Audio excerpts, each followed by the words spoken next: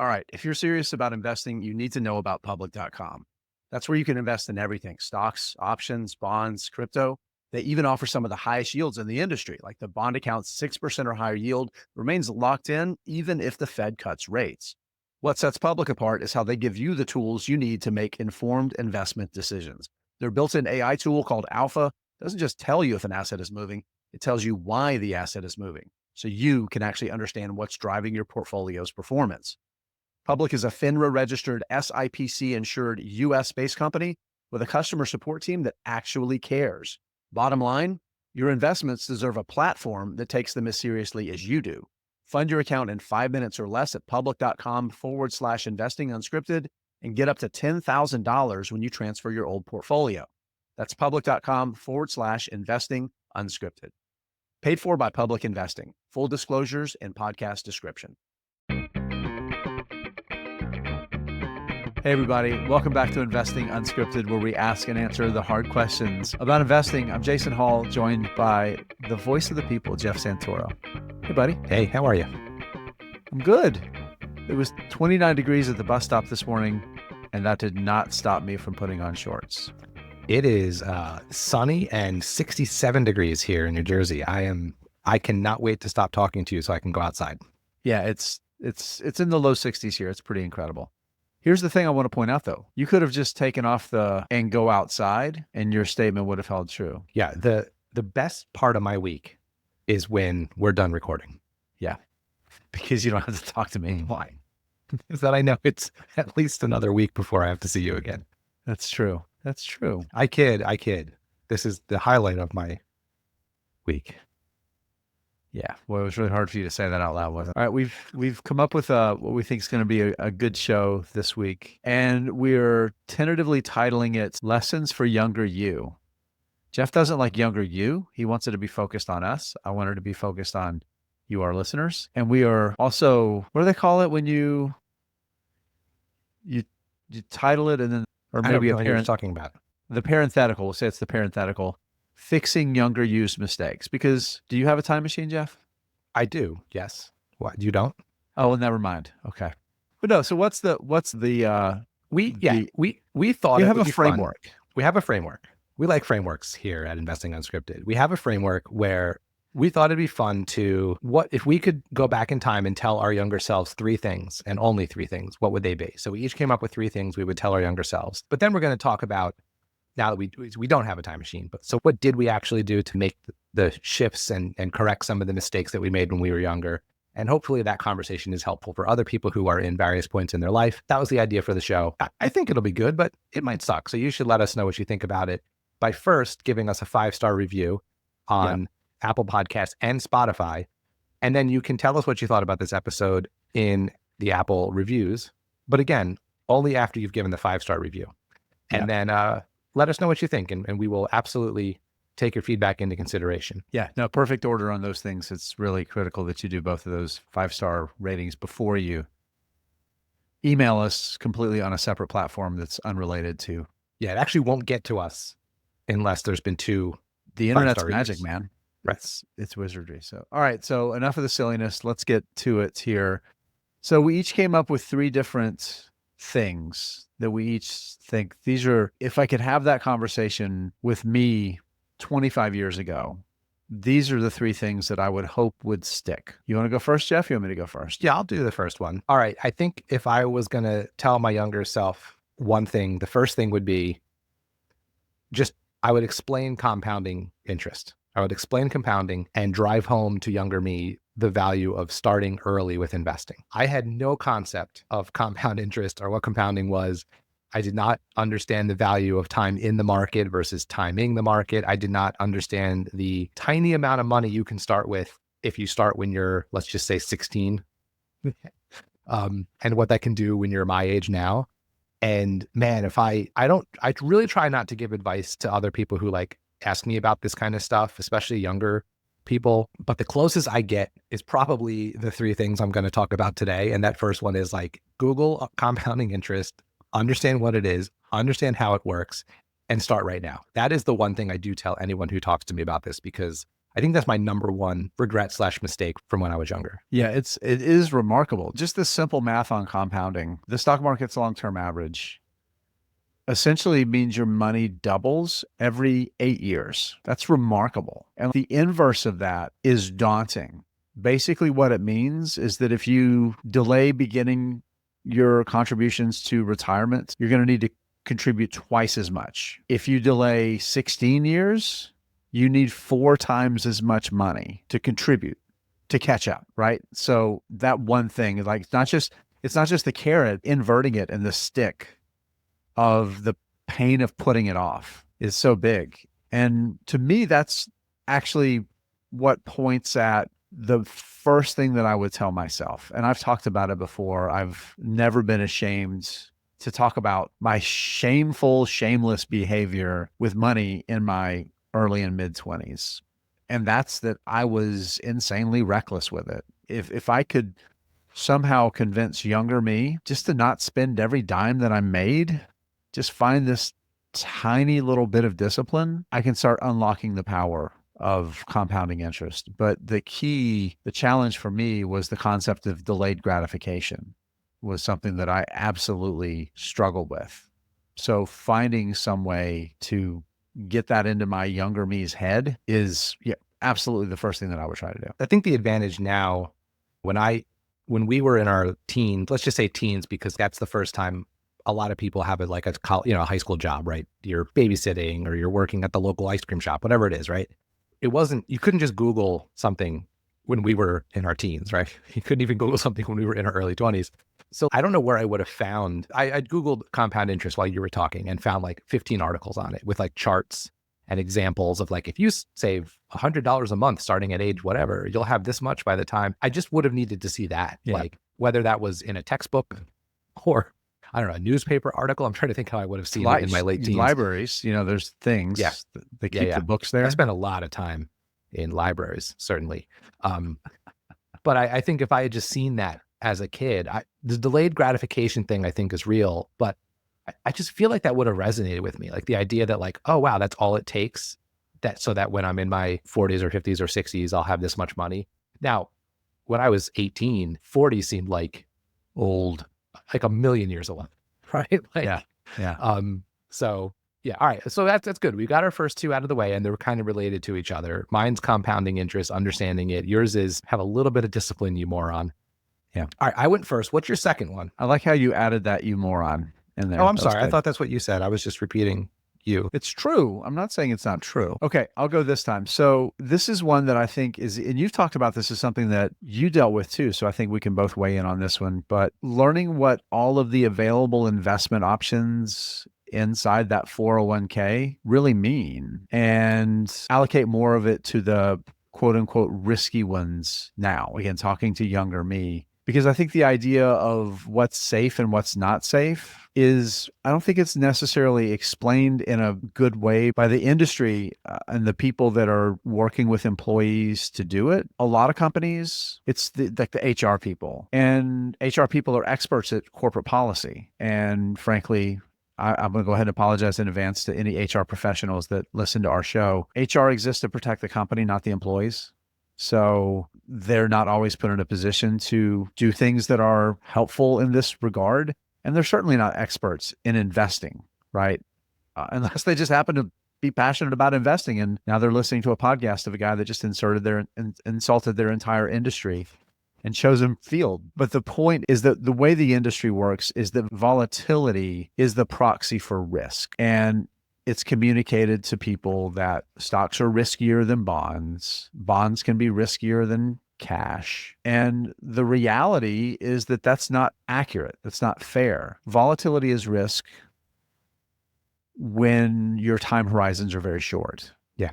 Right. So somebody that's in retirement or is retiring next year, that's 100% stocks. Yes, they have a risky portfolio because they have poor asset allocation. I would posit that a 30-year-old or even a 40-year-old that has 30, 40, 50, 60% bonds, 100% bonds, to a certain degree, has a riskier portfolio in terms of thinking about risk as the permanent loss of wealth. So I'm defining it a little bit different than I usually do. I usually say the permanent loss of capital, because here's what we know. Over rolling 10, 20, 30-year periods, the stock market outperforms just about every other asset class. Historically, it has, right? So yes, there's been periods where, for the peak in 2000 to all the way through the financial crisis and into like 2012, is over 12 years for the market to fully recover. I made a joke the other day on a live stream that I did that in 2007, like the market like high-fived the previous high before it immediately jumped off the next cliff into the financial crisis. It was 12 years to fully recover. Those periods are extremely rare, but they do happen. The risk isn't, zero. Stocks is not guaranteed the stocks are going to outperform over the longest period of time, but the odds are exceptionally high. So in terms of destroying the ability to create wealth, the more cash and bonds somebody has when they're young, the less wealth they're going to accumulate by the time they retire. Historically, that's proven out, right? Yeah. And we're talking to our late teens, early 20s selves, right? And like on that level of timeline, even a 15-year, even a 20-year bear market, you're still in a window of being able to recover from that. Yeah, well, especially because what happens, so again, we talk about the peaks and the bottoms, right? We don't talk about the in-between very much. It's like when you watch a movie, there's the epic adventure they go on. They highlight the exciting stuff, not the boring walking from or on the boat from here to there. And that slog in between, that's where the wealth is really created. People didn't lose money because they bought stocks in 2000. They lost money because they sold in 2001 or 2002 when they should have been accumulating along the way. Right. So that's the key here. Yeah. I love that as a lesson for your younger self for two reasons. And I've told this story before, but I'll tell it again briefly here. When I set up my first retirement account, I think I was 23 maybe. And I met with the guy who comes into the school district to sell you on the 403B plans. And I remember distinctly, he asked me some variation of what's your risk tolerance. And I probably said low, I don't want to lose money. And rather than give me any sort of facts or try to educate me about the fact that I really had a long time horizon, he put me in one of those funds where your losses there's like a floor on your losses, but your gains are capped too. Which means there's a cap on your gains. Right. So I was probably like excited. He probably said like, yeah, and you can't lose more than X%. And I was probably like, yes, that's exactly what I need. Thank you. Perfect. And then I think remember this. I put $100 a paycheck before taxes into it. So that's about $76 out of pocket per paycheck that I contributed. When I was, by income versus expenses, the richest I have ever been was when I was 22. Right. The percentage of your income that was entirely discretionary. Yes. I was very wealthy at that point because I think my entire monthly expenses, everything I owed, was less than one of my paychecks a month. Yeah. Like less than half of one of my paychecks per month. Right. And I put $76 out of pocket into my retirement account at age 22 in a fund that had upside capped because I was excited to not lose money. Like, I don't know if that guy was a fiduciary, but if he was, he should not be a financial advisor because that was terrible advice. But so that was like mistake one that's related to what you said. But then mistake two was I didn't change it. I didn't think about it. I didn't go back and look at it again. It wasn't until I was 40 that I really, a little bit before that, I'm being unfair to myself. I was probably in my like mid 30s when I finally was like, all right, A, I need to up my contributions here. And B, I need to understand what I'm contributing to. And that's when I really started to see like, what is this fund? What's in it? How's it performing? And it led me to making some significant changes in 2020 that are what I'm doing now. But yeah, man, if I could go back and shake my younger self and get some sense into my younger self, that was certainly, I would echo what you said about understanding what you're investing in. Hey, everybody, we'll be right back. But first, a word from our sponsors. FinChat.io is the complete stock research platform for fundamental investors. They have all the standard financial data on more than 100,000 stocks globally. But beyond that, they have company-specific segment and KPI data on around 1,800 stocks. So for example, do you want to see NVIDIA's data center revenue growth? They've got it. Do you like to track Apple's iPhone sales? They've got that too. Or how about nights and experiences booked for Airbnb? You guessed it, they've got it. And they just added around 8,000 ETFs and mutual funds to the platform. The breadth of FinChat's data is truly one of a kind. I use FinChat every single day as I'm researching the stocks in my portfolio, specifically when I want to see how they're doing on KPIs that FinChat is famous for. So to get 15% off any paid plan, go to finchat.io/unscripted. That's finchat.io/unscripted to get 15% off any paid plan today. The link will be in the show notes. Investing Unscripted is brought to you by the Chit Chat Stocks podcast. That's right, another podcast you need to add to your listening rotation. My name is Brett, one of the hosts of the show, and I produce 2 episodes weekly along with my co-host, Ryan Henderson. On the Chit Chat Stocks podcast, we talk stocks from the hottest names to undiscovered gems, interviewing sector experts, studying super investors and why they are successful, and we have a fun time while doing it. Follow the Chit Chat Stocks podcast on YouTube, Spotify, or Apple Podcasts, and never miss an episode. That's the Chit Chat Stocks podcast. All right. What's your second piece of advice for younger Jeff? All right. My second one is, and I'm going to frame it with a line that I learned from you, which is pay yourself first. I would go back and tell myself to dedicate at least 10% of every dollar of income I make to investing and never not do that. Because I didn't think of things that way when I was younger, but I also thought I think this is the hard part when you're younger, right? When you don't make a lot of money, and I'm talking like when I was in high school doing like a summer job, right? And I'd get that paycheck and it would be a couple $100, maybe $1,000 if I really worked a lot that summer. The idea of taking 10% of that and squirreling it away for the future would have felt really painful because I could have used that money, right? That's Right. half a tank of gas, or that's a night out with my friends, whatever the thing is, right? And so I have told my older son, who has had summer jobs the last 2 summers, and I will tell my younger one when he gets to that point too, I practically force them. And I say, if you learn no money lesson from me, it's that from this first paycheck until you die, I want you to put at least 10% of it into an investment before you do anything else. And because I think if I had known to start that way from day one, first paycheck when I was 16 years old, doing my first job, you don't miss the money. Yeah. That You adjust incredibly quickly. that just becomes the normal. And then when you get that raise, a little more dollars, even if though this is the same percentage, is now going to that investment account.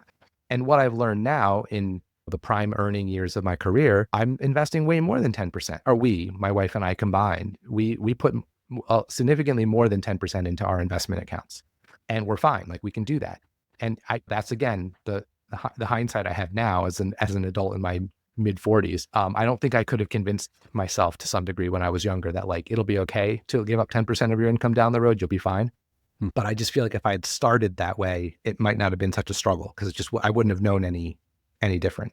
So that's my second one. Pay yourself first, 10% straight to an investment from day one, and never go lower than that. Always try to go higher than that. Yeah. And like we were saying, the cool thing is you adjust so quickly. I'm sure everybody listening to this has been through some version of this where you adapt really, really quickly. But it's that habit, I think, of, okay, this is the first thing that I'm going to do. The first dollar, I'm going to never see it. The first dollar of every 10, I don't see it.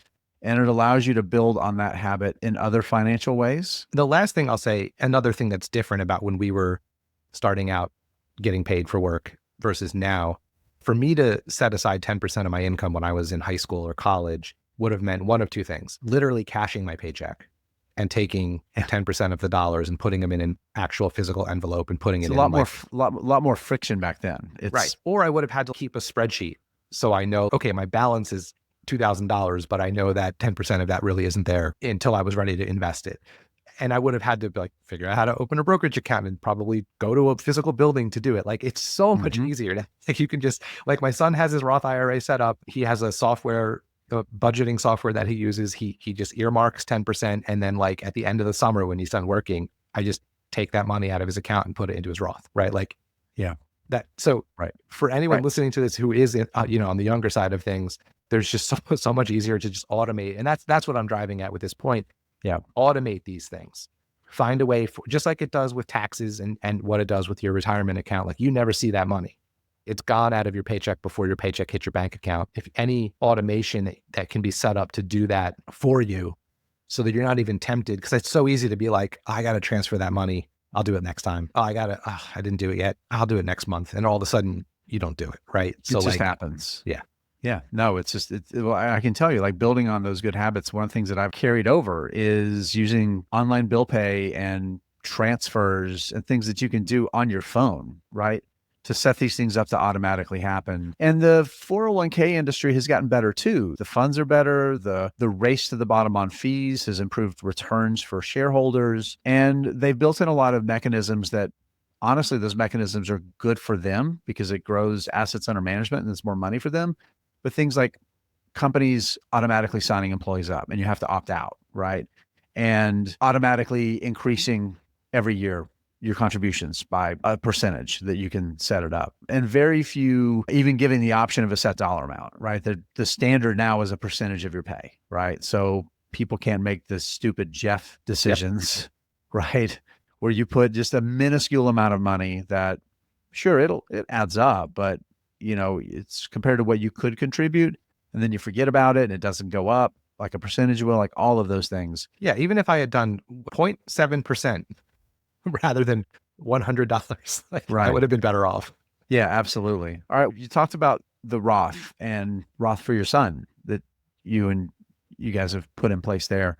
That's your third one. It is. And I put it third purposely. It's the least important of the three. It's the one that I'm the least worried that I didn't do, and because there's ways to get around it. But I wish I knew what a Roth IRA was before I was unable to contribute to one.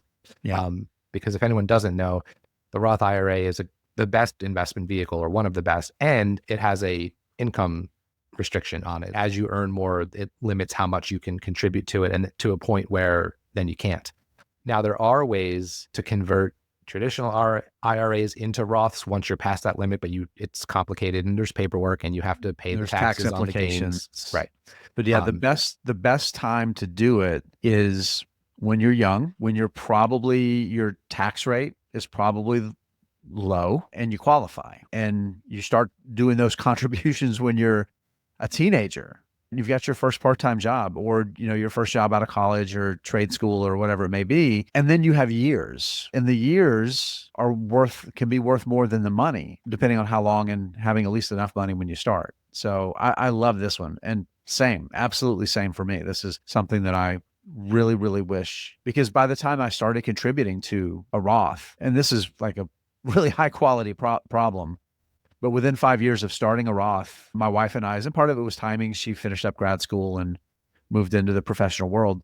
We just jumped into an earnings bracket where we could no longer make meaningful contributions. So again, high quality problem to be in, but missed opportunity. Yeah, for sure. And just to the point where, like, I know it would probably be smart for me to come up with a strategy where starting this year, every year I'm going to flip some dollar amount, some percentage of my traditional IRA into a Roth and do the conversion and pay the taxes, but do it spread out over time. So I'm not seeing this huge tax bill year after year. And I'm someone who knows this, is interested in this, doesn't mind paperwork, like is a nerd about it. And I just cannot bring myself to I just don't want to do it. Yeah. Like it seems miserable.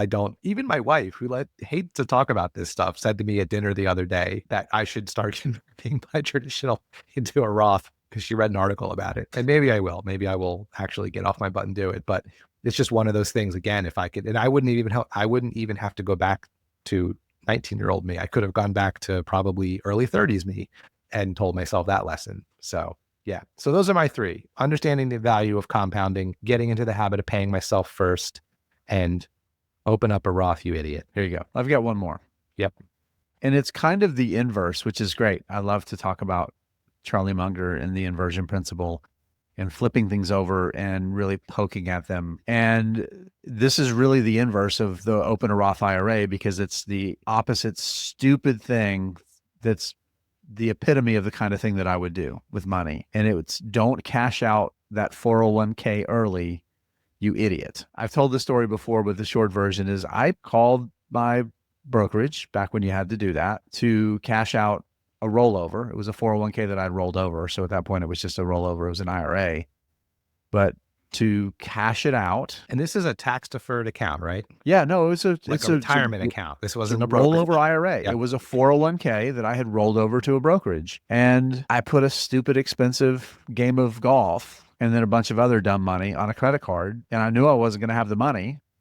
And I had gotten the statement in the mail a week or so before. I'm like, oh, I know where I can get money. So this was in my mid-20s. So 25, close to 25 years ago at this point. Not quite, 22 or 23 years ago. But this was, 2003, 2000, probably 2004 at this point, actually. So 21 years ago, roughly, at the perfect time to be accumulating wealth, at the perfect point in my life and age. I did the exact opposite of the right thing to do. I sold at the bottom during the 2002, 2003 recession, took the penalty. So I netted even less money because of the tax penalty, and it counted as taxable income. So I paid, increased my net income, increased my income taxes that year. And the round figures, I haven't done the calculations in probably 2-3 years now at this point, but I think it would probably be worth $60,000 or $70,000 round figures today if I'd have just not been an idiot. It's an expensive round of golf. It was. And I It's bought like some beer. it's like the people who bought a pizza with Bitcoin Yeah. 15 years ago. Not quite that expensive, but directionally it's exactly the same thing. Actually, So- that decision is looking less bad over the past month. True. The Bitcoin decision. True. Yeah. And again, this gets back to just find some discipline, find some emotional discipline, some mental discipline, be able to delay gratification. Those are the things that it took me years to really find. All right. So we've laid out how we would go back in time and berate our younger selves, but that's not a reality, at least not yet. So let's talk about how we both made up for some of those mistakes later on to get to a point where I think we're both in a position where we're comfortable where we are and our retirement goals are within grasp and all that kind of stuff. So I want to start by saying, for me, I had two things going for me. One is because I work in education, I have a pension. So I had this parachute that I didn't really appreciate when I was younger. And to be fair to myself, that might have been why I didn't worry about the retirement stuff as much. Like I knew I would have that, and it probably made paying attention to those things lower on my priority list. But I'm also lucky, right? I moved into administration within the world of education, which brought my salary up. My wife works in an industry that pays well. I do a lot of side hustle work for the Motley Fool. So some of the ways, and I'll talk about the specific things I did, but some of it was, I was lucky to be making enough money to sort of dig myself out of some of those early mistakes. And I realize that's not everyone's not in that situation. So I don't want to come across like, just do these 4 simple things and you'll be fine. Cause everyone's got different circumstances, and we are one prolonged unemployment episode away from some of our goals not being met as quickly, right? Right. Right. But there were specific things I was able to do.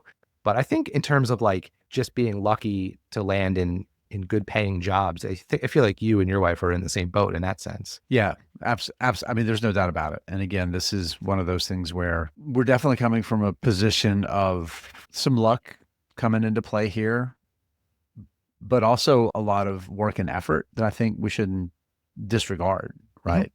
Both of our spouses have advanced degrees, they've worked their butt off to establish themselves in their careers. You were so lucky to be a mediocre musician. So you would go into music education where there was an opportunity. No, come on, man. I can't stand by that insult. No, that's pretty brutal, isn't it? That's rough. Yeah. Education's where it's at. Yeah. I was lucky to get some side hustle work. That's what helped me. No, but I think it is important. Again, not everyone has this path, but yeah. When I was still teaching and we were a younger married couple in our 20s and first having kids, like we were fine, but it was not like super duper comfortable. One of the things I jotted down here was we had to do the things that a lot of people do. Like, how often will we eat out this month? And can we afford this vacation or a smaller vacation? And is now a good time to buy a new car because ours is getting really old and beat up? I feel like for a lot of the years I was not making the good financial decisions, I'd like to go back and talk to myself about like, I didn't have the outlook I have now.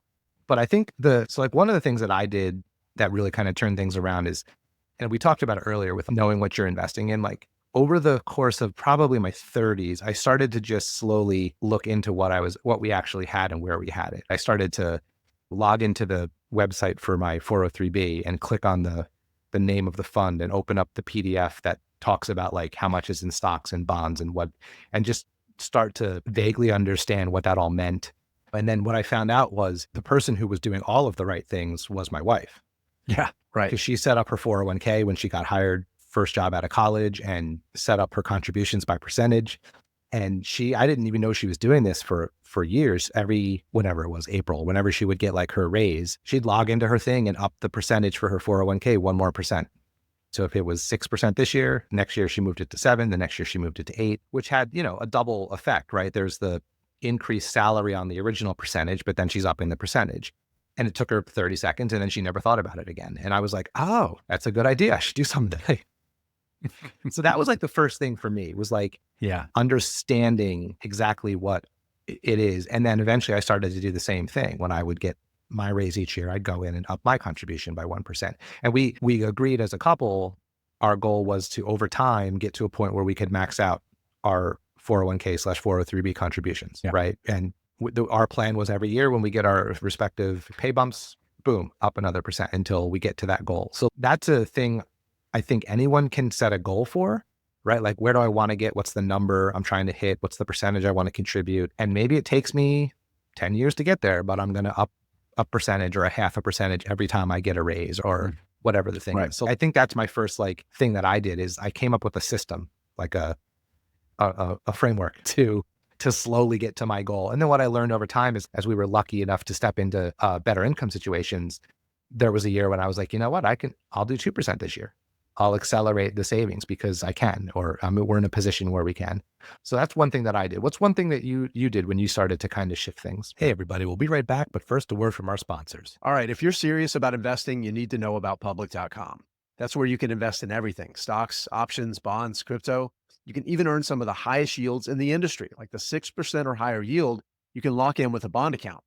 Public is a FINRA registered SIPC insured platform that takes your investments as seriously as you do. Fund your account in 5 minutes or less at public.com/investing unscripted. Get up to $10,000 when you transfer your old portfolio. That's public.com/investing unscripted. Paid for by Public Investing. Full disclosures in podcast description.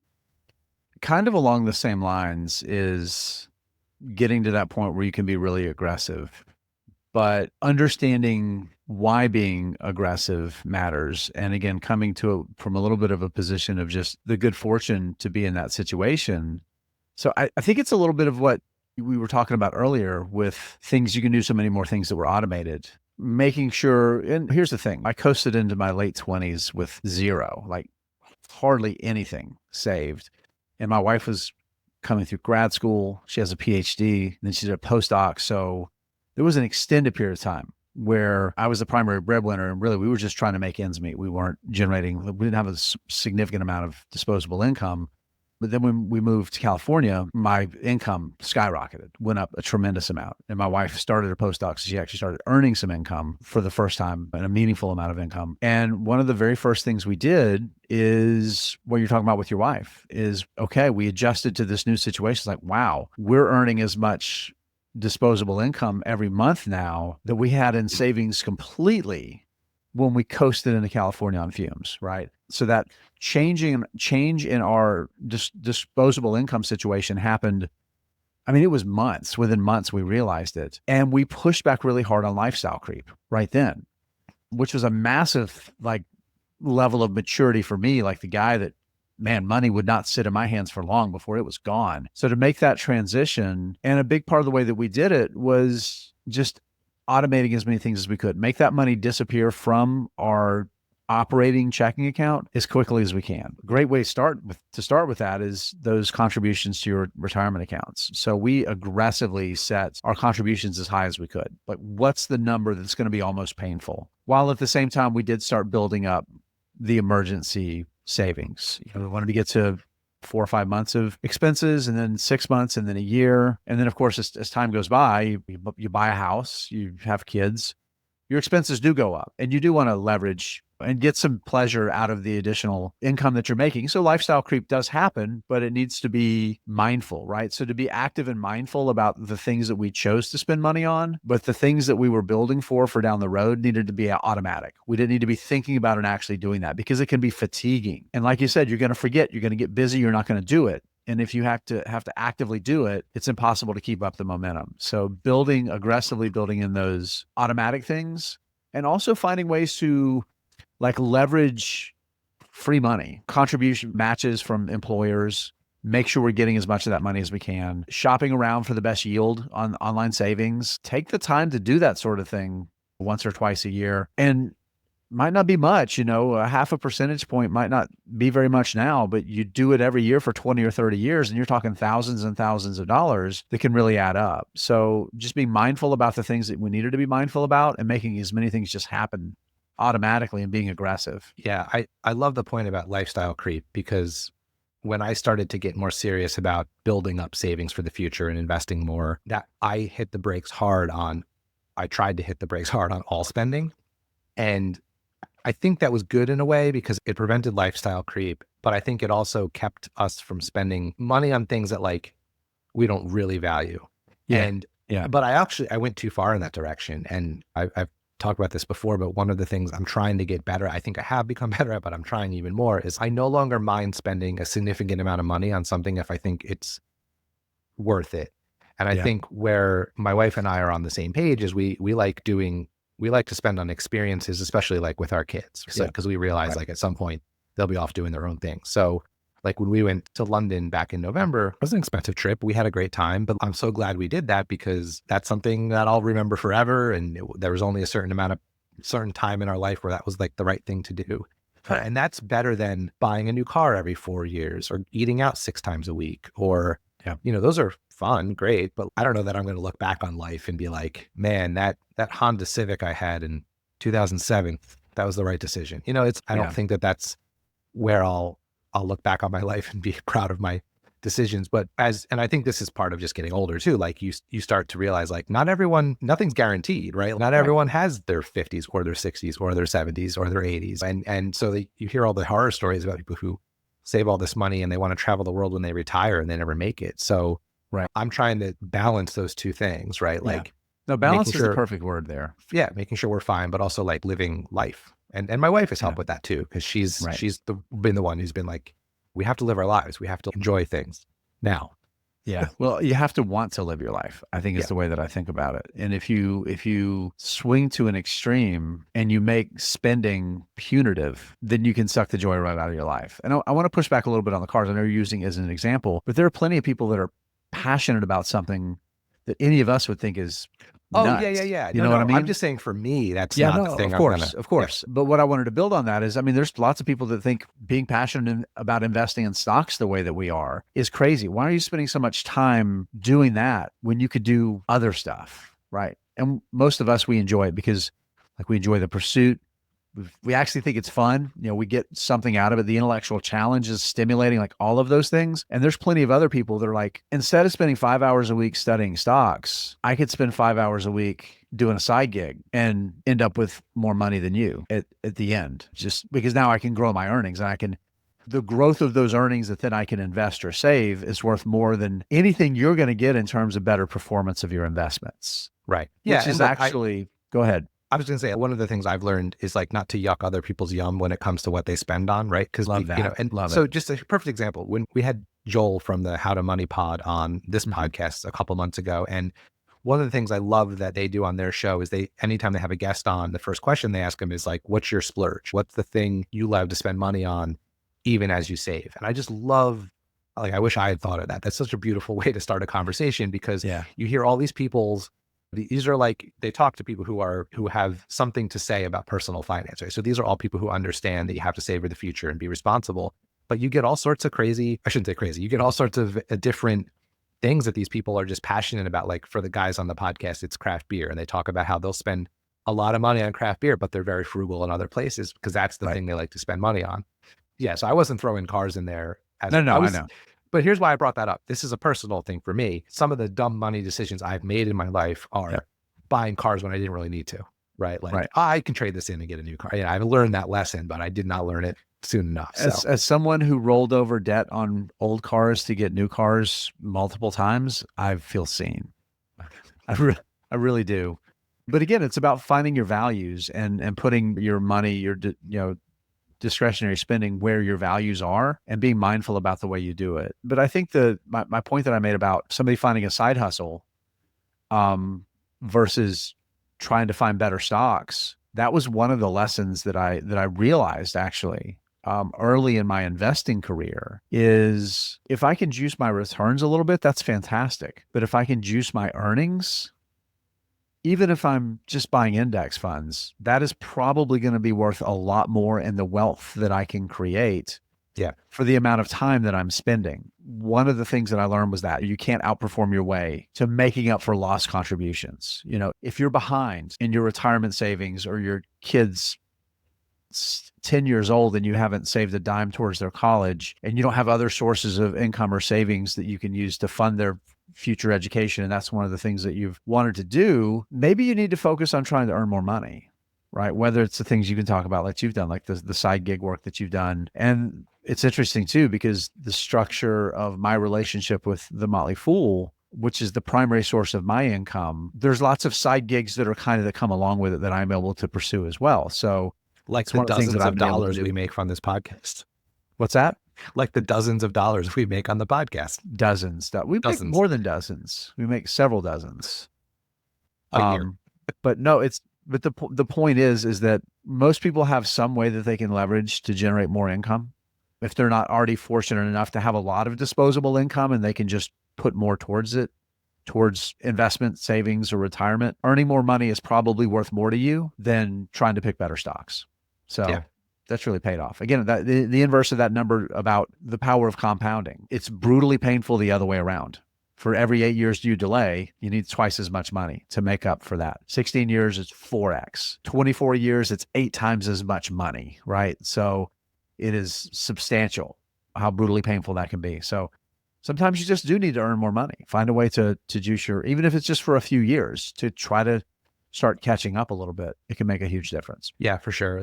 The catch-up piece is the part of that I think is important. If you do feel like you're behind and need to catch up on past mistakes, any way you can find to bring in a little extra money is certainly helpful. All right. I don't think I have anything else that I did differently to sort of change courses as I learned some things. I know, like, looking forward, the next thing for me is thinking about like paying for college over the next decade. Right. And understanding what I'm investing in, setting the goals of increasing contributions over time. Another tip I've heard other people say that I think is applicable to this conversation is like banking future raises, adjusting to today's income and staying there. And then any additional income raises over time go straight to investing, or some large percentage of them do. Right. I've actually gone so far as I got into the habit of upping my contribution each year. I actually have a spreadsheet that will do the math on, if I go up 1%, what is the impact to my paycheck? Right. And I found the years I mentioned earlier, there were years I went up more than 1%. And I did that when I could go up 2%, and it turned out like my take home pay was the same. Yeah. Because maybe my increase was a little bit more than 2%. And then I just did that. And I was like, cool, I'm living on today's money. I can live on today's money for one more year. And then all of a sudden I'm contributing an extra percent to my. Same thing with like bonuses or extra money, or if you have a really nice grandma who sends you money on your birthday, those are all like little things that come along that you can just be like, cool, straight to the Roth or straight to the brokerage or whatever. Every little bit helps the earlier you can start doing it. There's one more little thing that's, and this is, I'm no longer at the point where I'm having to fix mistakes the younger me made. We've caught up and we've surpassed all of our goals, financial goals, about where we thought we'd be at this point. And the two things that have driven it, number one, that we've contributed aggressively, right? Because again, you can't outperform your way back to under contributing. But also we've been through an incredible bull market for the bulk of my time. So there's more of the luck.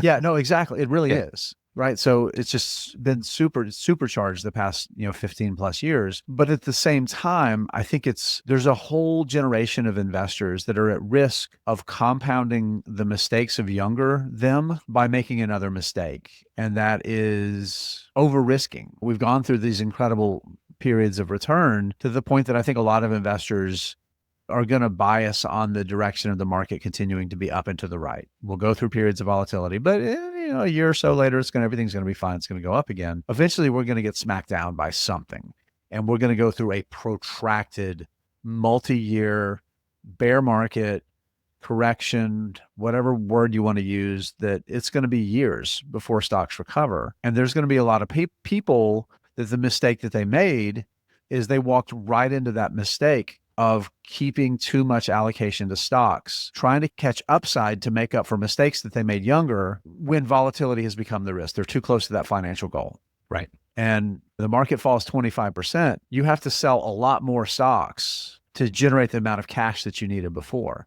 And now now those stocks are no longer in your portfolio to grow you out of it, right? So you're digging a deeper hole by doing that. So trying to capture upside with the percentage of your portfolio that you need to be protecting downside, I think is a big mistake a lot of investors are positioning themselves for.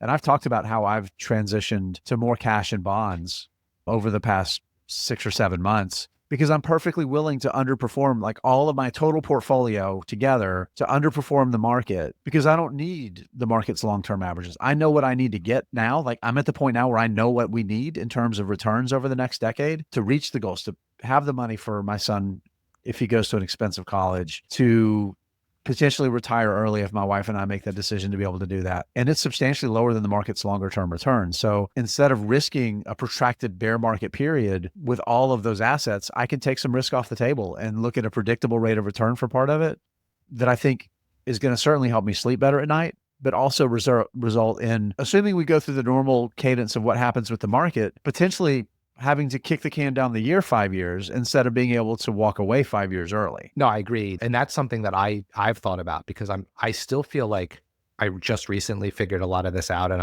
I do feel like I'm trying to play catch up. Again, not necessarily through YOLO stock picking, but just really ramping contributions.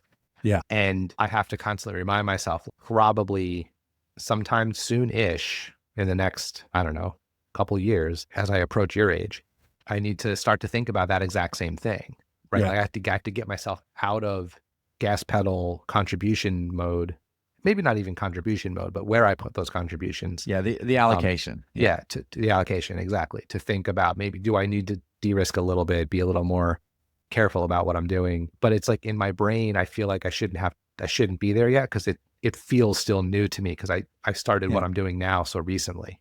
So yeah, I think that's a really good point and a perfect place to wrap it up. All right, Jeff. This was a fun conversation, and would love feedback. Send us an email, investingunscripted@gmail.com. If you have any thoughts, you can post on our any of our socials, send us a DM. We'd love to hear your thoughts. Maybe if there was advice for younger you that we didn't bring that you'd like for us to share on a future episode, send that over to us. That'd be great. I'd love to be able to do that. Yep.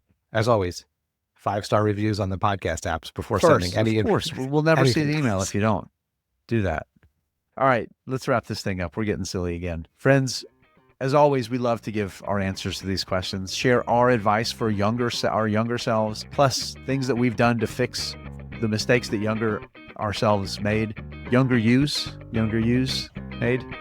But it's up to you to do the same for yourself. You can do it. I absolutely believe in all of you. All right, Jeff, we'll see you next time.